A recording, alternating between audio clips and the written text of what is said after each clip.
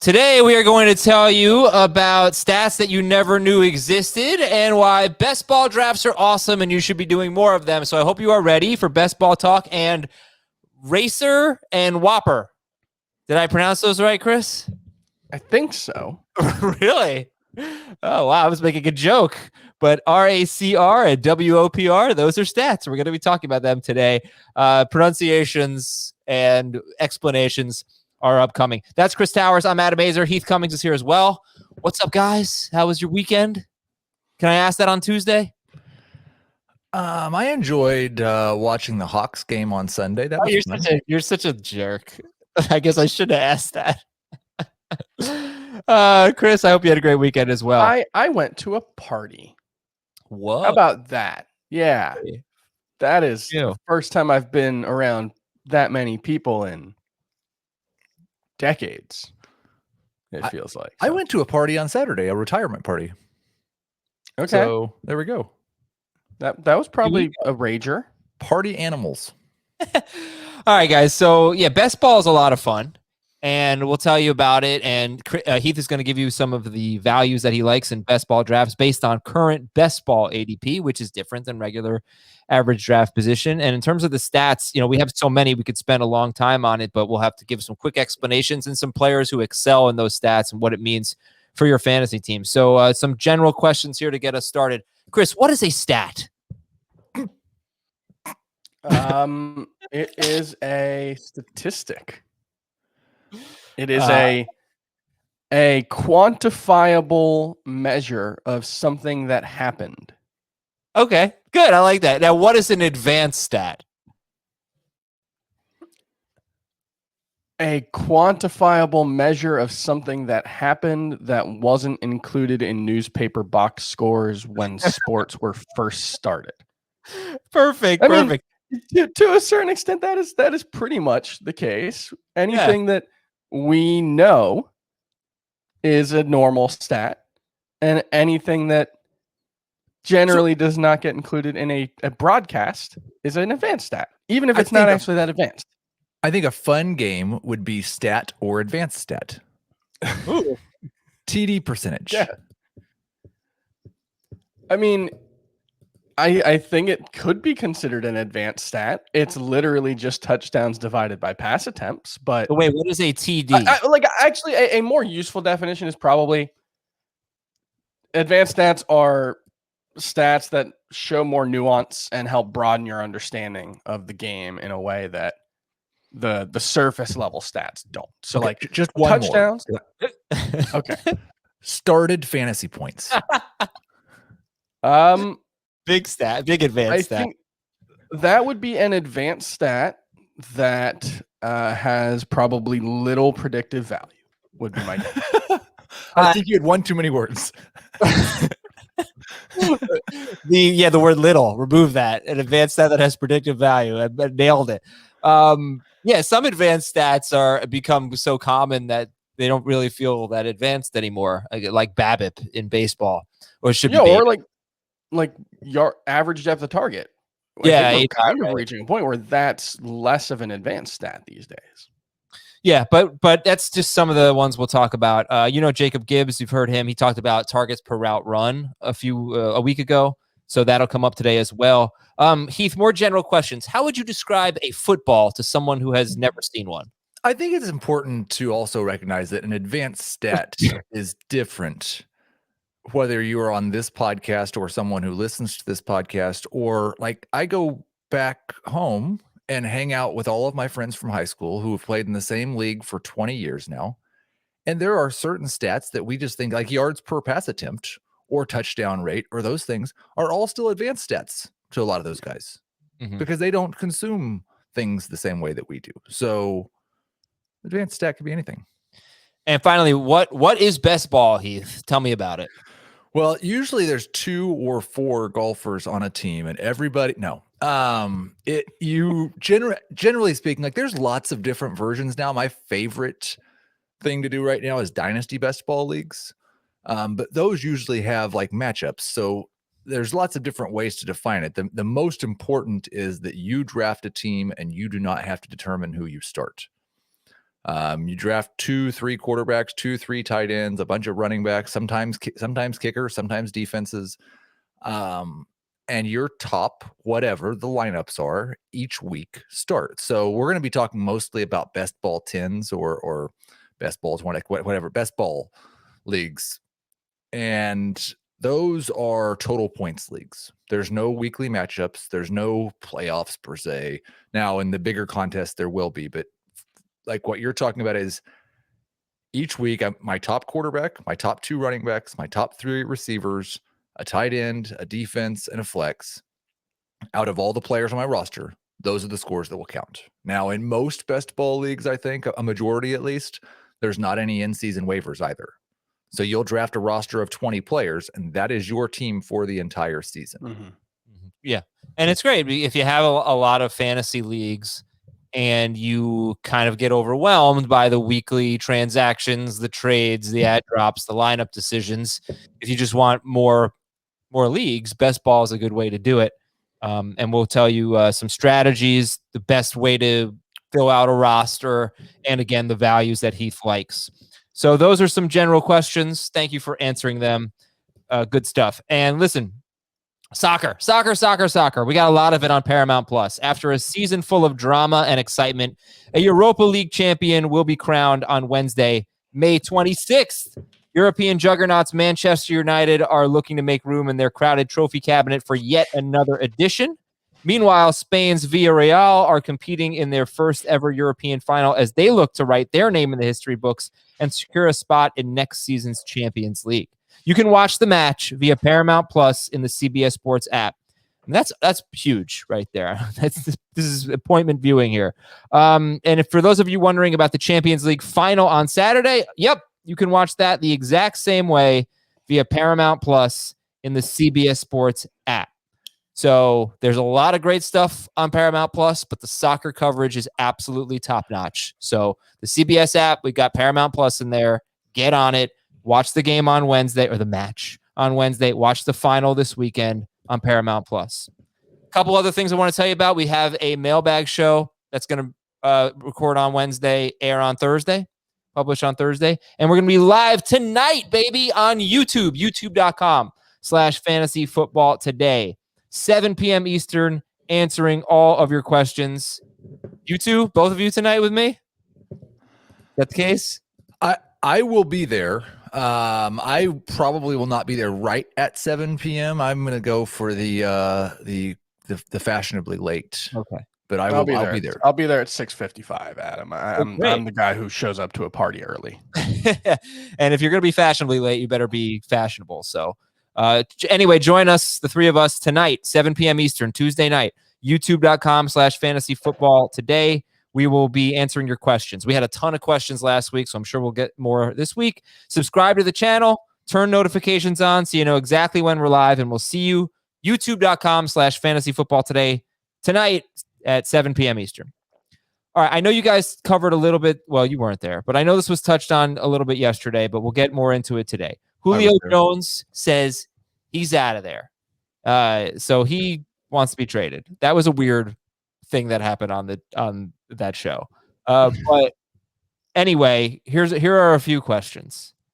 We're going to combine this with Aaron Rodgers, who did not report to OTAs, and he praised the Packers organization and left out Brian Gutekunst. That's pretty obvious. Praised literally everyone who's ever been associated with the Green Bay Packers except the current front office. Yeah, so it seems like we know what he wants. But here's a question for you. What would it take? What scenario would it take for you to move Julio Jones ahead of Calvin Ridley? I'm sorry, ahead of Davante Adams. Better question. No. Oh, I don't think there's anything. Aaron Rodgers gets traded. Right. Julio Jones has no chance to jump Davante Adams in your rankings. I mean, Davante Adams has been really good when he played without Aaron Rodgers. Yeah, it was really only the one stretch in 2018. 17, I believe. Yeah, but he was still really, really good. And I just think given injury concerns about Julio Jones and the fact that he's 32 years old, I don't think there's any way I would take Davante Adams over him. Like, Maybe if he got traded to Baltimore. There was no way you would take Jones over Adams. Jones over Adams, sorry. Yeah. Would Baltimore be good? Like, that's the thing. Like, I think we got a question on Twitter or somewhere. What is the place, or maybe we got it on the show yesterday. Where's the landing spot for Julio Jones where his value would increase from where it currently is? And I don't know that there is one for me. Yeah, I don't know about increase substantially, like, because the Falcons are going to be a high volume passing game, and because he's going to be, I still think if not the number one target, he'll be right there with Ridley. I think the Chargers could be a lateral move among teams that have a realistic chance of, like, having the cap space to do it. I think the Chargers are probably the best option. The Colts? That's the other one. I initially had them. I wrote about this for the newsletter yesterday. I initially had the Colts number one, and then I, kind of gave it some thought and realized, like, I don't know if I would want to trust Carson Wentz to say that right now. So I think I went Chargers, Colts, Jaguars would be my top three preferred landing places among teams who have a realistic chance of doing it without having to, like, make three other moves to make it happen. By the way, I know Heath. I'm sorry, Heath. Yes, you were on the show yesterday. Chris was not. Anyway, what about this next question? If Julio Jones gets traded, Calvin Ridley is wide receiver blank. 6. I 3. Yeah. I have him 10 right now in full PPR. I think I like 6 as an answer. But it could be a little bit higher. 3. Yeah, I have him 7 currently, and Justin Jefferson is 6, and they're separated by 1 point. So I think it would just be Ridley above Jefferson. There's a pretty big gap between Tyreek Hill, DeAndre Hopkins, Stephon Diggs, Davante Adams, and Michael Thomas, and Calvin Ridley in my group. So I'm not sure he would quite get there. Matt Ryan wasn't great last season when Julio Jones didn't play. Obviously, I think with Kyle Pitts added, he would hopefully play better. But there were definitely some points where Calvin Ridley and Matt Ryan just couldn't hook up. And whether that was because of the absence of Julio Jones or whether it was just, some bad timing, it's hard to say. But yeah, I'm chalking it up to a fluke. I mean, they had one, but you could be. I mean, you could be Julio Jones influence. They had one game where he didn't have a catch. He had no catches on 5 targets. And he was banged up that game, I think, right? Yeah, only 5. Yes, I believe so. It was against Green Bay. Only 5 targets, which is weird. But basically, in the 9 games he played without Julio Jones or with Jones leaving early, Ridley was on pace for. He had over 10 targets per game. He averaged over 10 targets. I mean, he could be the number 1 wide receiver.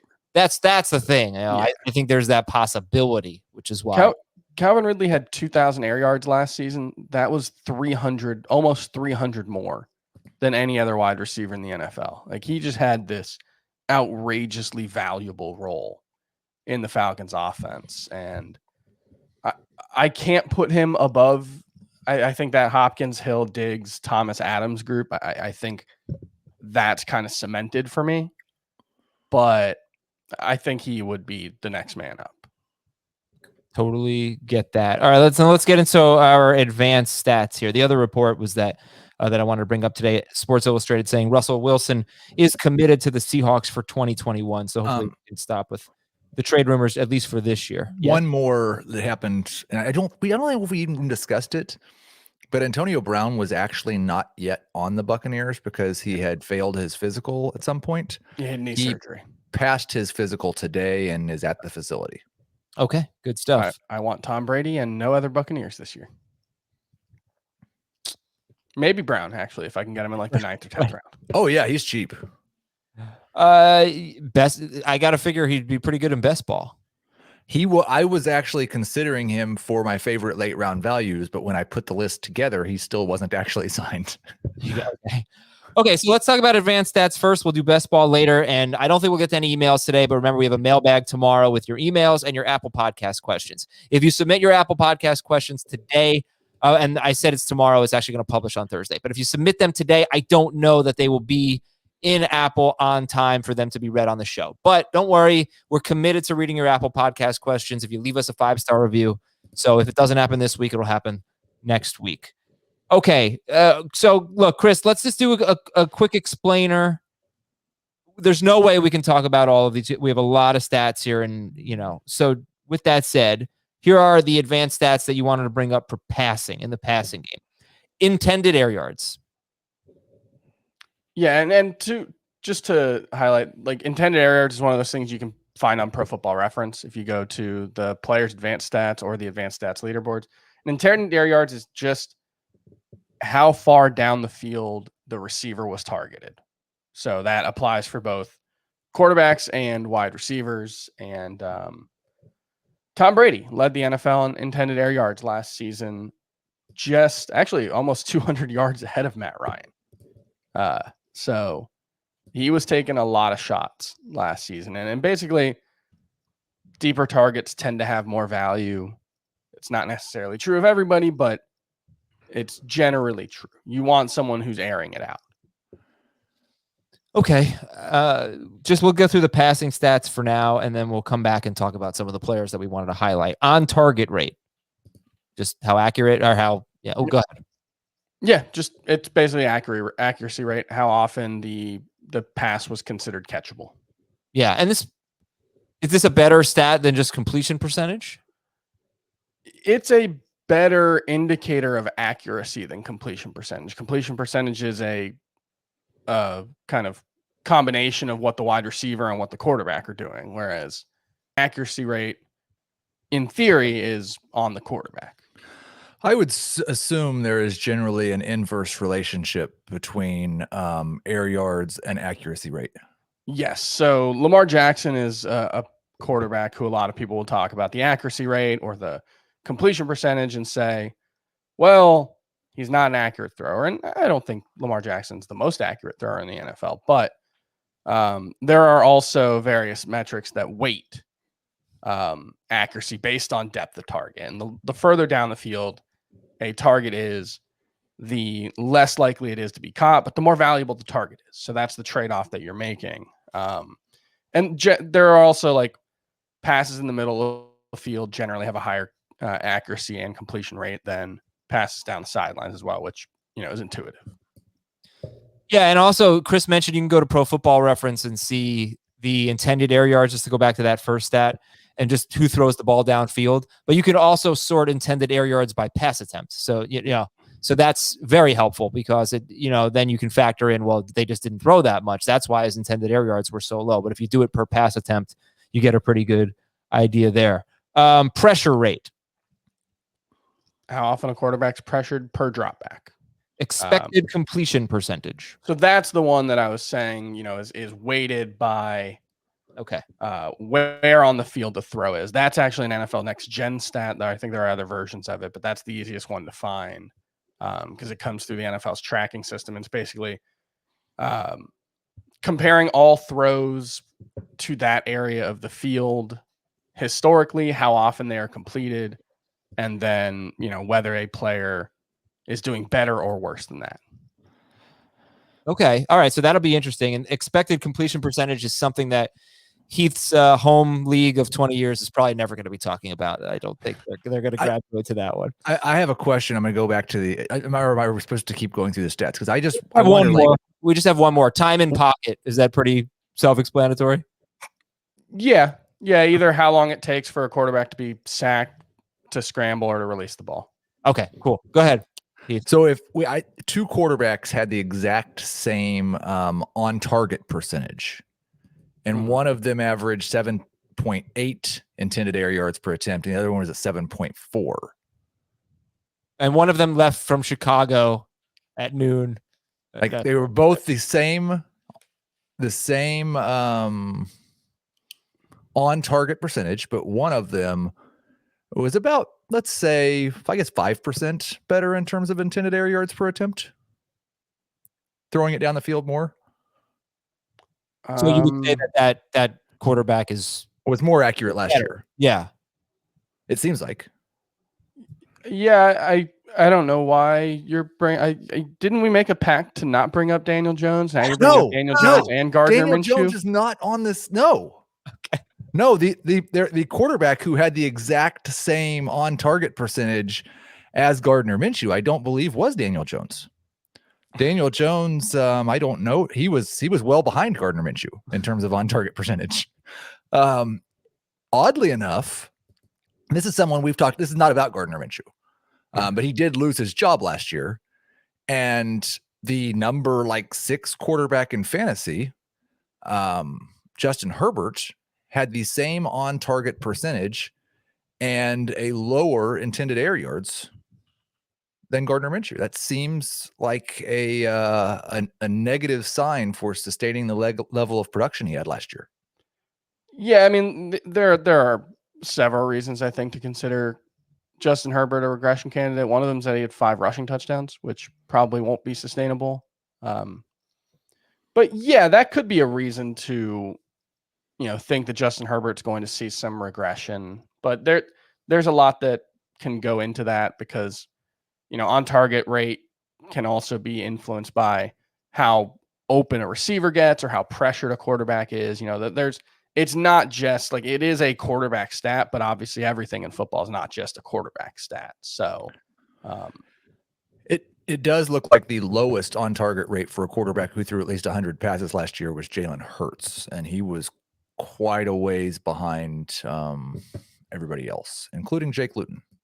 Yeah, his average depth of target was 9.1, which is quite high for a starting quarterback. But I don't think anybody really would find that all surprising. He was a young quarterback who was thrown in the middle of the season, wasn't necessarily considered this incredible prospect. And, the fact that he scrambles a lot probably means that he's making more throws from off platform than your typical quarterback. I just want to be clear. I did not bring up Daniel Jones and was in no way trying to talk about Daniel Jones. And I just want to be clear. I did not bring up Daniel. I'm not even going to finish his name. Okay. He's Beetlejuice to me. I'm just not going to say it. Okay. So Chris, as we look at these advanced stats for passing, which quarterbacks stand out to you in some way? Very vague question. So I think it's interesting to look at expected completion percentage, right? And one thing that you can do there on NFL Next Gen Stats is compare expected completion percentage to actual completion percentage. So who was completing more of their passes than they otherwise would be expected to. Deshaun Watson was number 1. Josh Allen was number 2. Aaron Rodgers, Kirk Cousins, and Russell Wilson. That's pretty impressive from Kirk Cousins. Yeah. Now, that could just be that Kirk Cousins has 2 really, really good wide receivers who do a really good job of making contested and difficult catches. But, I think it's a good sign for Cousins. I think it's a good sign for Allen that he was that high. I think the receiving core helps. I think the addition of Stephon Diggs obviously helps, but that makes me feel a little better about those guys. The other thing to consider though would be, whether that's sustainable year over year is a different question. All right, let's go on to unless Heath, you have any more quarterbacks you want to talk about, let's move on to rushing. Yeah. Good? Okay. Good.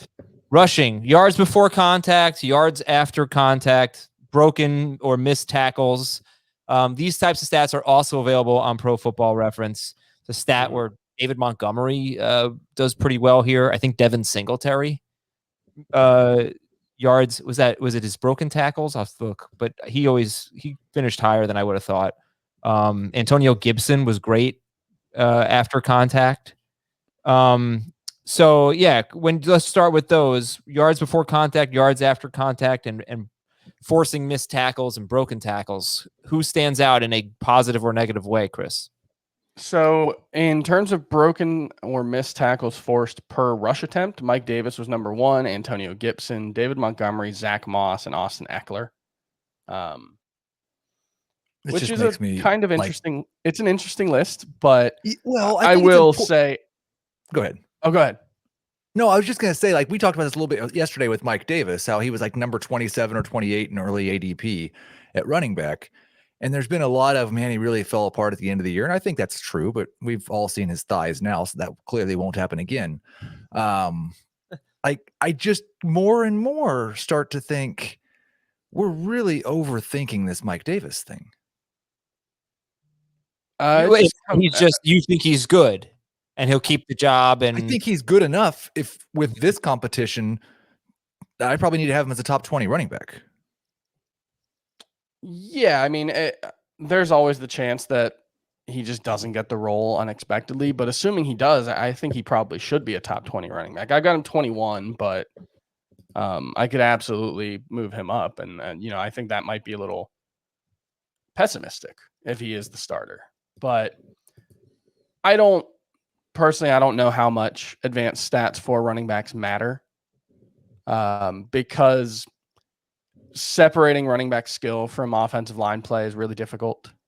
And just from overall team quality, this is one of those stats where does it really tell me all that much that, Mike Davis had one broken tackle every 7.9 rush attempts? I don't know, because broken tackles are easier to get on, like runs where you're not trying to figure out the best way to phrase it. But basically when you have space, it's easier to break a tackle when it's one person trying to tackle you. So, it depends on the running back situation. And like David Montgomery coming out of college was a all-time great broken tackle guy. That was one of the things he had going for him. He was has been in the pros. Yeah, and he has been in the pro. That actually really jumps out to me because I think people are wondering, sorry to go back to just a basic stat, but yards per carry, the first 20 plus games of his career, he was, I forgot the stat. I have it in my notes. Yeah. Well under 4 yards per carry. And then the last 6 games of his career, he's the best running back in fantasy, basically. And you just have to wonder how good, people have to ask, how good is David Montgomery? I think the thing I would say, and it goes back to what Chris said, because I mostly agree with not relying too heavily on these types of things at running back and not making too much about running back skill. But the reason I brought those numbers up last year in the middle of the year was that the consensus had developed that David Montgomery sucks. And I don't think if you're in the top 10, top 5 at broken tackles per rush attempt that you probably suck. That doesn't make any sense. Twice in a row, too. I think he was 8th in 2019, but 2nd in 2020. Yeah, for 100 carries, sure. What's that? Where are we on Todd Gurley? He sucks. Yeah, I don't think he's very good anymore. Why? What are you going to say? He was top 10 in broken tackles per rush attempt this year. He was number 10 last year. Philip Lindsay was 6th in 2019. Devin Singletary was 5th. I don't know. Devin Singletary sucks. I don't think it's nothing, but it is very far down the list of things I'm looking for. Like when I'm thinking about running backs, I'm very much in the running backs don't matter camp. I don't know if we've ever, I haven't really heard many discussions about that on this podcast, but I'm probably the most extreme on that. I think situation is almost everything with running backs. And so when I'm looking for running backs, it's their chances of getting red zone work or green zone work or goal line work, their chances of getting receptions. That's what really matters to me. And so like the fact that Zach Moss had the 4th highest missed tackles per rush attempt. Okay, he can miss tackles, but unless Josh Allen's going to stop vulturing goal line touchdowns and unless Zach Moss is going to stop playing all the passing downs, it doesn't really mean anything to me. It doesn't make me want to draft Zach Moss. You still have to do a lot of other things. Yeah, but miss tackles. It's a nice thing for a running back to have. Sure. Yeah, situation's more important. But it's, and also like Singletary ranked very highly in 2019 in broken tackles and Moss in 2020. So, I still don't know who's better there. Yeah, I'm not sure. That's my issue with Moss and Singletary is I don't know that the Bills know who's better, but Heath has Singletary as a good value in best ball. We'll talk about that. I think Singletary, I've drafted a lot of Singletary this year. I don't know that I don't think like Mike Davis could be a top 5 running back over the course of the season. But I don't think you care about that when you're drafting most running backs. But I like the elite running backs are great. They're truly great. They're not just taking advantage of great opportunities, But I digress. Let's get back to the stats here. But like knowing that Cam Akers was 46th in missed tackle rate last season does not change my view of Cam Akers one bit. All other things being equal, I would rather him have broken more tackles, but it does nothing to really change how I view him. Where was Darrell Henderson? I don't think he had enough carries to 33rd. Oh, okay. There you go. He did. Okay. Sorry. Let's move on here. I don't know if there's any other guys you want to talk about there, but rush yards over expected. And then you've got stats on 8+ defenders in the box. But what is rush yards over expected? It's very similar to completion percentage over expected. NFL Next Gen Stats, nextgenstats.nfl.com if you wanted to check these out. Basically, based on where the running back starts, where the defense is, all these other factors in their tracking, how many yards a running back was expected to get based on historical data and how many they actually did. And so the leaders in that were Nick Chubb, J.K. Dobbins, Gus Edwards, Ronald Jones, and Derrick Henry. What that suggests to me is, one, Lamar Jackson kind of breaks this stat for his running backs, which is not surprising. The presence of Lamar Jackson in the rushing game and in the read option game just is such an advantage. And that's why J.K. Dobbins and Gus Edwards are both probably going to rush for over 5 yards per attempt. But it does make me think, like, J.K. Dobbins is really good. Is he that much better than Gus Edwards as a rusher? Yes. I'm not that sure, at least in this offense. Yeah, I might just be, I'm probably just being biased and basing it on college. I probably shouldn't at this point. Gus Edwards is obviously proving himself, but I think certainly coming out of college and in college, J.K. Dobbins was in another stratosphere. Heath, what's your take on the two? I think J.K. Dobbins is better than Gus Edwards. How much better and how much it matters in that offense, I don't really know. But I think Gus Edwards is good enough to be well above average in the Ravens offensive scheme, and most running backs probably are. Yeah, I think what it really is that the primary driver of value there is the Ravens offense. The biggest thing that you can separate yourself with in terms of skill set for fantasy production is being good in the passing game. And neither of them are going to do that anyway. Chris, you did not bring up the PFF elusivity tracker. Yeah, I mean, isn't that basically just like missed tackles per rush attempt? I don't know. I think they have an explanation for it somewhere. Yes, their elusivity is a PFF signature stat measuring success and impact of a runner with the ball independently of the blocking. Okay. So I think it's based on like yards before carry after contact, or yards per carry before and after contact, missed tackle percentage, which are, I don't know how useful it is as an all-in-one number when you've got access to both of those separately, but yeah, it's there. Well, Dante Moncrief is number one in this rating. He had 1 carry for 4 yards and scored an 800 in elusivity. So, I mean, that's very elusive. Yeah, it's another thing you can look at if you have PFF. Any other running backs that we should talk about? Heath? Oh, 8 defenders in the box. Anything there? Yeah. So that's mostly just that's a role thing. And so running backs who rush in obvious rushing situations are going to see 8 defenders in the box more often. The highest percentages last year were some lower end guys who don't really matter, but Damian Harris, Cam Akers, Gus Edwards, Mike Davis, and Nick Chubb were probably the most relevant guys at the top of the leaderboard. And those guys also, generally speaking, broke a lot of tackles except for Akers. And those guys, generally speaking, outperformed their rushing yards over expectations. Akers being the one counter example. And so maybe that'll just be an issue for him moving forward. And maybe that is an issue. Maybe he can't break tackles as well as your average running back, and it limits his upside. I don't necessarily think so, but he wasn't a super productive rusher in college as well. So, who knows? Yeah, it gives you something to think about. Heath, any reaction? No. Okay, well, I'll say this. I mean, those players you mentioned, give me the list again of players who saw the highest percentage of 8 defenders in the box, or whatever it was. Yeah. Damian Harris, Cam Akers, Gus Edwards, Mike Davis, Nick Chubb, Kareem Hunt. Low passing offenses. Well, that makes sense. Yeah. Yeah. And I remember seeing a stat about Mark Ingram and Alvin Kamara a few years ago that they saw. I mean, they were two of the best, most efficient rushers in the NFL, and they had one of the lowest rates of 8 defenders in the box. So the better your quarterback. So I think Cam Akers might see fewer stacked boxes this year. That could help.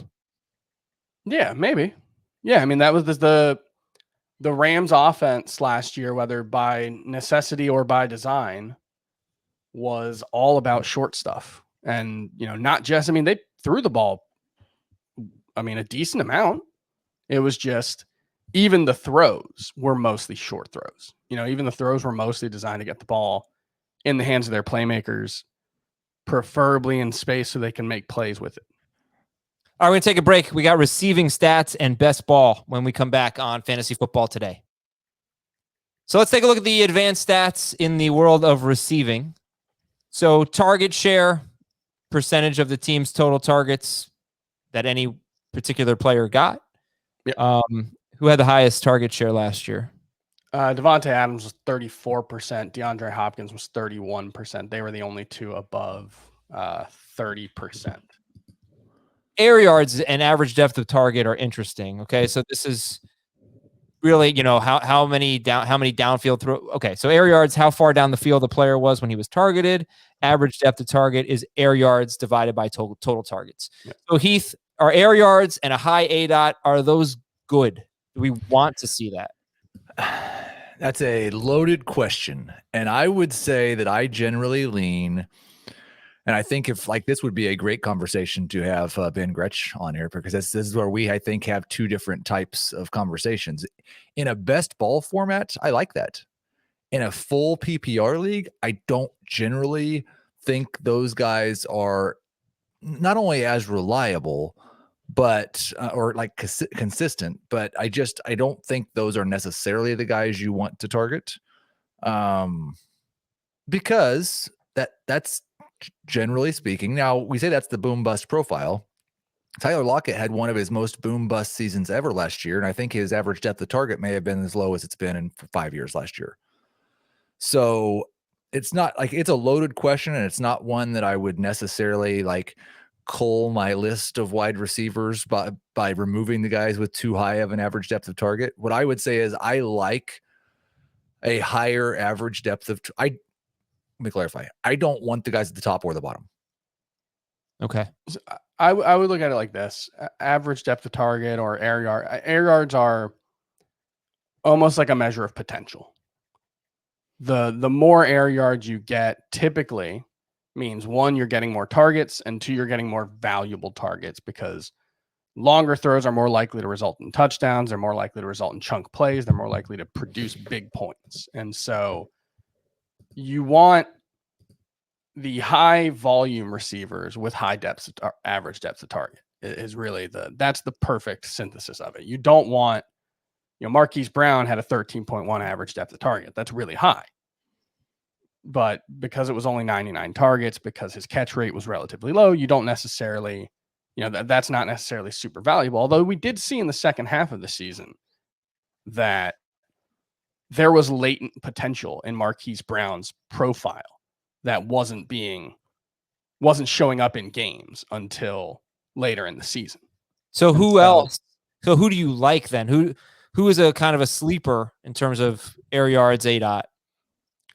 I mean, I think Marquise Brown's actually a really good example of the kind of receiver in season. I think it's more useful in season because that's when you know what a role is. Roles can change. DJ Moore went from a kind of average-ish, average depth of target guy to a deep ball guy last season.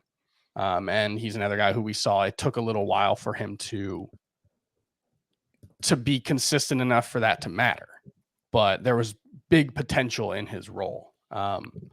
But I think you can look at like Brandon Ayuk's a really interesting one. His average depth of target was 9.3, which isn't huge, but in that offense, it is because the 49ers offense is predicated around short throws, getting the ball in the receiver's hands in space. Yeah. If you add together Ayuk's ADOT and Deebo Samuel's ADOT, I believe it's still less than Marquise Brown's, right?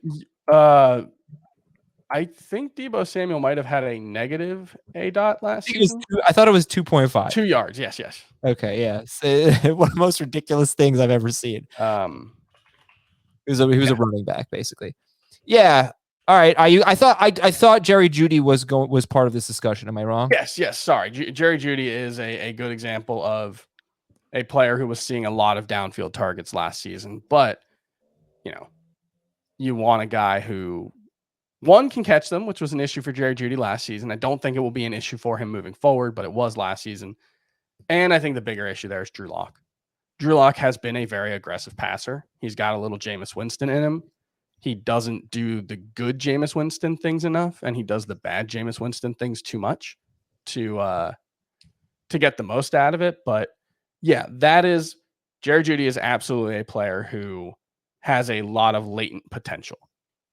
It needs to show up in games, but the way he was used last season was what you want to see from a number one wide receiver. Yeah, Heath, anything to add? Well, I think like with Jeudy, especially, it goes back to what percentage of those. Like, it's great to get deep targets, but we saw it with Curtis Samuel 2 years ago. We saw it with Jeudy last year. If those targets are not deemed catchable and are literally not catchable, then their value is greatly diminished. In fact, zero. So he is someone that, and I thought going into last year that it wouldn't take very long before he proved to be the best wide receiver in Denver. I think he proved last year he's better at getting open than Courtland Sutton is. Now, he's not shown an ability to catch the ball in traffic or adjust to throws like Sutton does. But it's easy to take what he did last year from a dynasty perspective and say, you know what? This guy still has number one wide receiver potential. Yeah. Yes. And if Sutton weren't coming back, it would be so appealing, but Sutton is coming back for this year anyway. I mean, go ahead, Chris. I will point out Courtland Sutton wasn't very good with Drew Lock either. I think that there's a common thread here, and I don't think it's the wide receivers. Yeah, but I brought this up a few weeks ago, and you guys, I think it was both of you were on the show. I don't think you guys really had a concern. But when you talk about advanced stats, you just look at intended air yards per pass attempt. Drew Lock is way above Teddy Bridgewater. Yeah. So if they get Aaron Rodgers, is a different story. But if they go to Teddy Bridgewater, what does that mean for Jerry Jeudy? Does that change what kind of targets he gets? And I bet his catch rate would go way up. I think it'd be good because he came out as the best route runner in college. Yeah. And he was apparently a pretty good route runner last year. The drops were weird, but I don't want him to just be like a super high ADOT guy. I want him to be more of a versatile receiver. And I actually wonder if you have his average yards per route run, was he just not targeted on his shorter routes? And it basically was only mostly as deep as he was getting thrown to, for a guy who's the best route runner in college football, and it looks like he should be a great route runner in the NFL, I don't think that he should be among the leaders in ADOT. I would say what you're hoping for with a guy like Jerry Jeudy is a similar role to what DJ Moore had with Teddy Bridgewater, but I think that also highlights some of the limitations there because Moore had a super valuable role. He's a great playmaker after the catch. He was seeing a lot of deep passes last season, but continued to struggle with touchdowns. And I think that was at least partially a Teddy Bridgewater issue. Teddy Bridgewater left a lot of deep throws on the field. I think Teddy Bridgewater, his overall effect on the Broncos offense is he raises the floor and lowers the ceiling. And so Drew Lock is the ceiling. Teddy Bridgewater is the floor. Drew Lock, I think, is a lot less likely to hit his ceiling. But if he did, it could be a really good offense. And Teddy Bridgewater gives it a much higher chance of being an average offense if Drew Lock doesn't do that. And so when I look at Jerry Jeudy and Cortland Sutton, they're both downfield guys. What you're hoping for from Jeudy is that he can combine the high average depth of target, even if it's not, 14 yards per target, with, the ability to see number one wide receiver type of targets. So maybe more like what Stephon Diggs did last season. Okay, 2 more advanced stats, then we'll get to best ball. RACR and WOPR. Receiver air conversion ratio, RACR. What the hell is that? Yeah, that's receiving yards divided by air yards. And so that's basically, to oversimplify, it's a measure of how efficient a receiver is at turning his opportunity into production. That is a vast oversimplification, but if you consider air yards to be potential or a representative of potential, RACR is how good they are at turning that potential into reality. Okay, so who's the best racer out there? So last season, Deebo Samuel had a 3.8 RACR. He had 3.8 receiving yards for every air yard because he was basically used as an extension of the rushing game. He does not count. He counts a little bit. A lot of these guys are going to be running backs, but in terms of higher volume, Deebo Samuel. Cooper Kupp had a 1.25 on 124 targets, so 1.25 of his. He had 1.25 receiving yards for every air yard. I know he wasn't great for fantasy last season, but I think that does just highlight how good he is with the ball in his hands. Juju Smith-Schuster is another guy. And Robert Woods, that was the Rams offense last year, was put in their hands and let them make plays. I think both of those guys, Cooper Kupp and Robert Woods, are so good with the ball in their hands that the fact that they're likely to get deeper targets this season, it makes me really, really like them. I have them both as top 15 wide receivers. I know I'm on an island on that one. I know. I'm not far behind. Yeah, because I have Robert Woods as a top 10 wide receiver. I'm drafting Robert Woods in pretty much every league we've got, and it's basically for both of them. It's a combination of they're going to score a lot more touchdowns this season. I think they are, at least Kupp is. Woods did have 7, I think. And they're just going to get more valuable targets. And I think they're both really good wide receivers. Yeah, I've got Woods 15th and Kupp 16th, and it's a great transition into best ball ADP because Cooper Kupp is my favorite wide receiver to target in the first 5 rounds of a best ball draft. Okay, but we have one hamburger left. It's the WOPR. So just real quick, WOPR, weighted opportunity rating. Go ahead. It's basically a combination of the share of a team's targets and the share of a team's air yards that a player gets. It's weighted to the team. So it's a measure of production or potential within a team context, which is to say that not every WOPR is made equal. Sometimes they put all the pickles in one spot. Sometimes they spread them out nicely so that you actually get a pickle with every bite. Burger ruiner. So basically, like if somebody's trying to sell you on a player based on their WOPR, they might be like telling you a WOPR of a story. Exactly. Yes. Yeah. No. Yeah. That's like. But on the other hand, Davante Adams, Michael Thomas, DeAndre Hopkins, Stephon Diggs, and Calvin Ridley were the top 5 last season. That's a pretty good that. If you told me that was the top 5 wide receivers in football for 2021, that's not that different from what my list would actually look like. So, it's just. So give me a player that could be a sleeper. Go.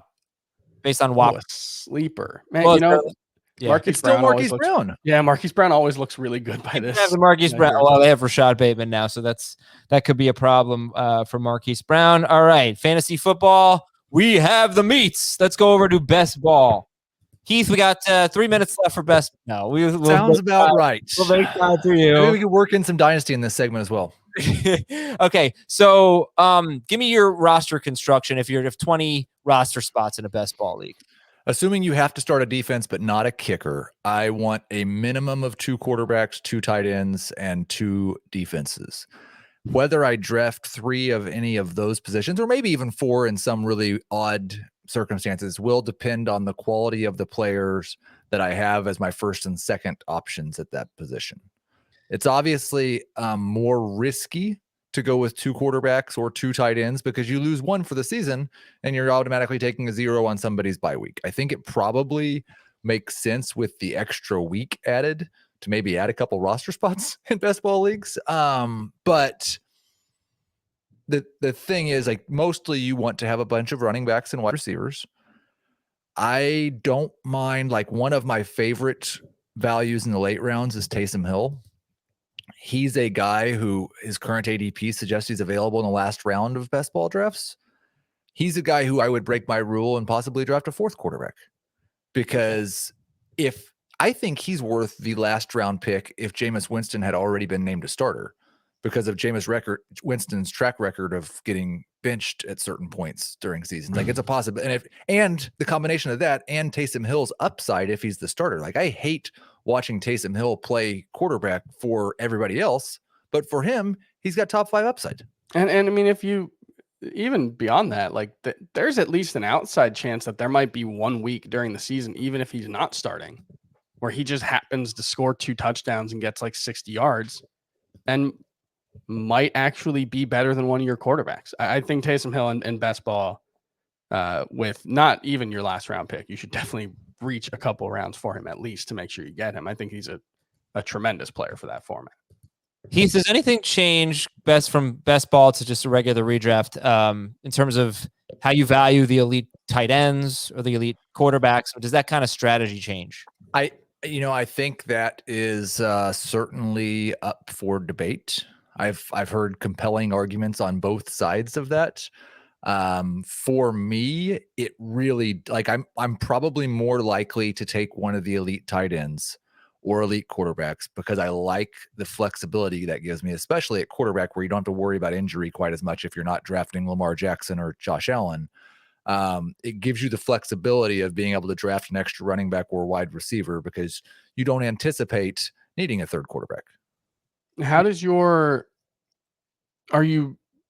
you think zero RB is more or less viable in best ball? It's more fun because you can, like, and I think it's a little bit more viable as well because, like, you can take both Devin Singletary and Zach Moss in round 11 and round 12 right now, or 10 and 11 right now based on ADP.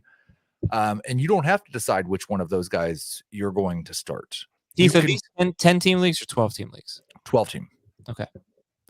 So I think it's slightly more viable. The problem is, like, some of my favorite values in the first 5 rounds are running backs, and there are so many wide receivers. Like, it's actually probably a little bit easier to do either 0 running back or 0 wide receiver, which is why I end up with more Patrick Mahomes, Travis Kelce, Darren Waller, George Kittles in the early rounds. Yeah, because one thing I'm thinking is that, historically, over the last 5 years or so, but also in the longer term, elite wide receivers have less game-to-game predictability than elite running backs.